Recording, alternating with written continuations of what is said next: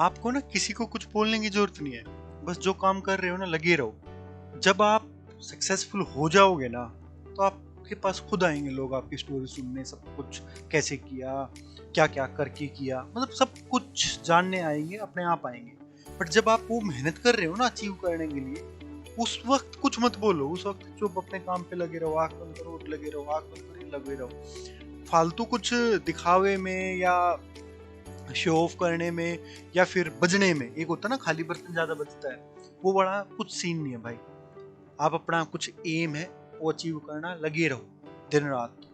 जब आप अचीव कर लोगे तो जो आपको पूरी मेहनत है वो तो कवर होगी ही होगी, प्लस जो आपको जो डिजर्व करते थे फेम, या जो आपकी स्टोरीज, या जो भी आप एक वर्दीनेस है आपकी, वो सब कुछ मिल जाएगा आपको। तो बस लगे रहो एक किसी कोने में बैठ के और आगे बढ़ते चले जाओ।